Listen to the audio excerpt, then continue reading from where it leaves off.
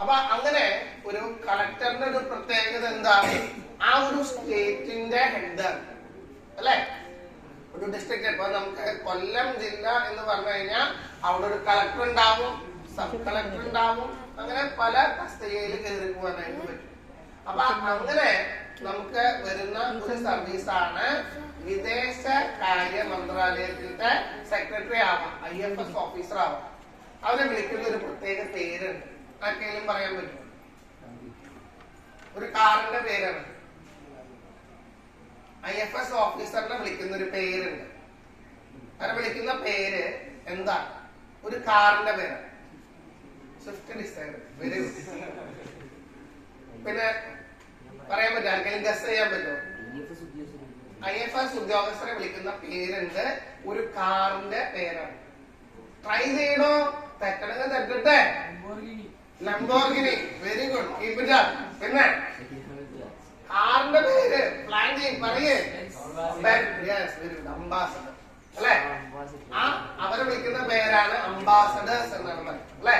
അപ്പൊ അങ്ങനെ ഈ പറയുന്ന വിദേശകാര്യ മന്ത്രാലയത്തിൽ പോയി കഴിഞ്ഞാൽ IFS ഓഫീസറിന്റെ പ്രത്യേകത എന്താണെന്ന് അറിയാം നിങ്ങൾക്ക്? എല്ലാ ചാർട്ടേഡ് ഫ്ലൈറ്റിലും അവർക്കുള്ള സീറ്റ് അവിടെ ഉണ്ട്. എപ്പ ഏത് ടൈം പീരീഡില് അവർക്ക് ഫ്ലൈറ്റില് കയറി എവിടെ വേണമെങ്കിലും പോകാനായിട്ടുണ്ട്. ഏത് വിദേശ രാജ്യങ്ങളിലേക്കും അവർക്ക് ഫ്രീ ആയിട്ട് ഏതൊരു ചാർട്ടേഡ് ആയിട്ടുള്ള ഫ്ലൈറ്റിലും എപ്പ വേണമെങ്കിലും വിത്തൗട്ട് എനി നോട്ടീസ് ടിക്കറ്റ് എടുക്കാണ്ട് അയാൾക്കും ഫാമിലിക്കും സുഖമായിട്ട് യാത്ര ചെയ്യാനായിട്ട് പറ്റും. അപ്പൊ അംബാസഡർ ആയി കഴിഞ്ഞാൽ അംബാസഡറിന്റെ ഭാര്യമാരായി കഴിഞ്ഞാൽ രക്ഷപ്പെട്ടു. ചേട്ടാ എനിക്ക് അമേരിക്കയിലേക്ക് പോകണമെന്ന് പറഞ്ഞപ്പോ നമുക്ക് ഇപ്പനെ പോവാന്ന് പറഞ്ഞു അല്ലെ. അതാണ് അതിന്റെ ഒരു അഡ്വാൻറ്റേജ്. CA ചാർട്ടേഡ് അക്കൗണ്ടന്റ് എന്ന് പറയുന്ന ഭാഗം സത്യം പറഞ്ഞു കഴിഞ്ഞാൽ ഞാൻ പ്രിഫർ ചെയ്യാത്തൊരു ഭാഗമാണ്. കാരണം എന്താണെന്ന് വെച്ച് കഴിഞ്ഞിട്ടുണ്ടെങ്കിൽ ഇന്ന് കൂടുതലായിട്ടും കുട്ടികൾ, അതായത് ഒരു 10 കൊല്ലം മുമ്പാണെങ്കിൽ CAക്ക് നല്ല തൊള്ളായിരുന്നു. പക്ഷെ ഇപ്പൊ എന്തുണ്ടായെന്ന് വെച്ച് കഴിഞ്ഞാൽ CMA എന്ന് പറയുന്ന കോഴ്സ്, അതും CMA US എന്ന് പറയുന്ന കോഴ്സില് 9 പേപ്പർ കുറവും, അതുപോലെ തന്നെ അതിലേക്ക് കിട്ടുന്ന ജോബ് ഓപ്പർച്യൂണിറ്റീസ് കൂടുതലും, പാസ് പെർസെന്റേജ് കൂടുതലും. അപ്പൊ ഈ 3 ഘടകം വെച്ചിട്ട് കൂടുതൽ ആൾക്കാരും CMA US ഇപ്പൊ പ്ലാൻ ചെയ്യുന്നത്. കഴിഞ്ഞ അക്കാദമിക് ഇയറില് തൃശ്ശൂരിലാണ് 1ാം റാങ്ക് കിട്ടിയത്. ആ കുട്ടി CMA US അതിന് 1ാം റാങ്ക്. ആ സ്ഥാപനത്തിന്റെ പേര് BC അക്കാദമി എന്നാണ്. ഒരാളുടെ പേരാണ് വിനു ചന്ദ്രൻ എന്നുള്ളതാണ് BC. അപ്പൊ ആ BC അക്കാദമി എന്റെ സുഹൃത്താണ് അയാള്. അവർക്കാണ് ഫസ്റ്റ് റാങ്ക് കിട്ടിയത്. അവിടെ പഠിച്ച പല കുട്ടികളും നിങ്ങളൊന്ന് ആലോചിക്കുകയും അവരൊക്കെ കിട്ടിയിട്ടുള്ള ജോലി എവിടെയാണെന്ന് അറിയാം. ഹായ് ഉണ്ടായി ദുബായിലൊക്കെ. നിങ്ങളൊന്ന് ആലോചിക്കുന്ന കാര്യം, സ്റ്റാർട്ടിംഗ് സാലറി എന്ന് പറയുന്നത് 2.5 lakhs പെർ മന്ത് ആണ്. 2.5 ലക്ഷം രൂപ ഒരു മാസം. നിങ്ങള് കിയ എന്ന് പറയുന്ന കാറ് കേട്ടിട്ടുണ്ടോ ഇല്ലേ?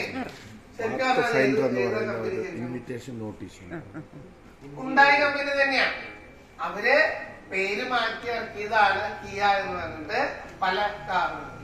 മാർക്കറ്റിൽ ഹിറ്റ് ആവാൻ വേണ്ടിയിട്ട് ഉണ്ടായി എന്നുള്ള കമ്പനിയുടെ പേര് മാറ്റിയിട്ട് അവര് തന്നെ ഇറക്കിയതാണ് എന്ത് കിയ എന്ന് പറയുന്നത്. അപ്പൊ ആ കമ്പനി ഏറ്റവും കൂടുതൽ ഇന്ന് ഓട്ടോമൊബൈൽ രംഗത്ത് റിസർച്ച് ചെയ്യുന്ന കമ്പനിക്ക് ഈ CMA കഴിഞ്ഞിട്ടുള്ള ആൾക്കാർക്കൊക്കെ അവർ കൊടുക്കുന്ന പേയ്മെന്റ് ആണ് 2.5 ലക്ഷം രൂപ വിത്ത് flat accommodation and food.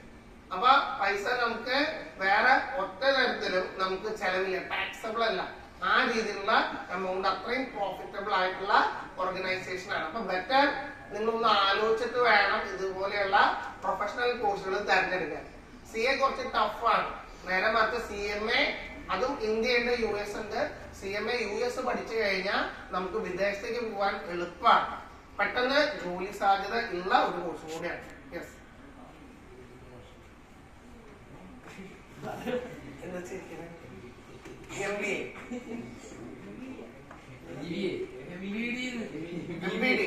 Motor vehicle inspector ആവണം അല്ലെ.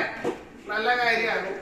അപ്പൊ സാധാരണയായിട്ട് നമ്മൾ MVD ആവണം എന്ന് വെച്ച് കഴിഞ്ഞാൽ നമുക്ക് എന്തുണ്ടാവണം? ആദ്യം തന്നെ നമ്മുടെ ഡിഗ്രി കഴിഞ്ഞു കഴിഞ്ഞാൽ നമുക്ക് ഇതിന്റെ PSC പരീക്ഷകൾ വിളിക്കും അല്ലെ. നല്ലൊരു PSC കോച്ചിങ് സെന്ററിൽ പോയിട്ട് ചേരാ. അതിന്റെ കോൺഫോർ വരുന്ന സമയത്ത് MVD പോലെ ഹെൽത്ത് ഇൻസ്പെക്ടറിന്റെ കോഴ്സൊക്കെ നല്ലതാ. കോഴ്സായിട്ട് തന്നെ ഹെൽത്ത് ഇൻസ്പെക്ടർ എന്ന് പറഞ്ഞ കോഴ്സാണ്. അപ്പൊ ഹെൽത്ത് ഇൻസ്പെക്ടറിന്റെ കോഴ്സ് പഠിക്കുക.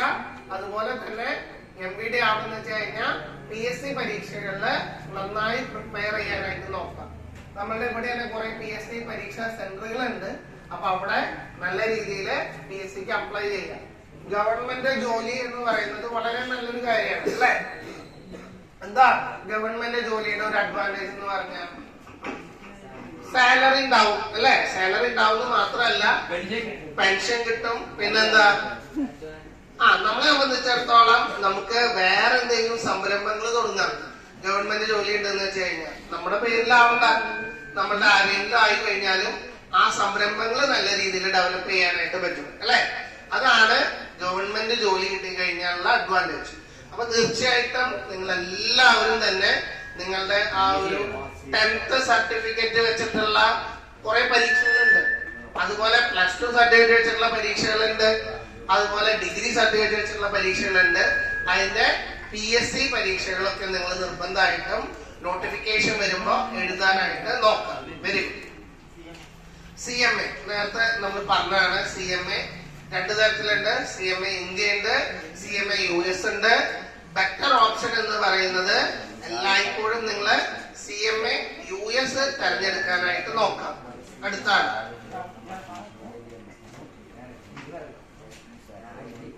IT. നമ്മൾ ഓൾറെഡി IT ഡിസ്കസ് ചെയ്തു. ഇവിടെ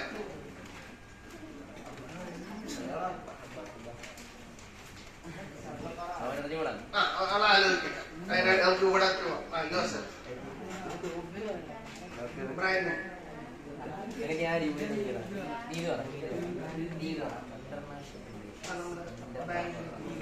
വെരി ഗുഡ്. നമ്മള്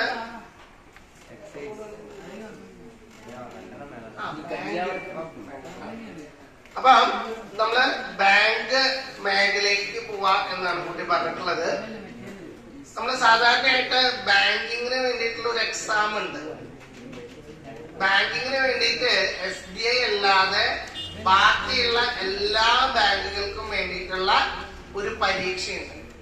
ആ പരീക്ഷ നിങ്ങൾ പാസ്സായി കഴിഞ്ഞു കഴിഞ്ഞാൽ മാത്രമേ നിങ്ങൾക്ക് ഈ പറയുന്ന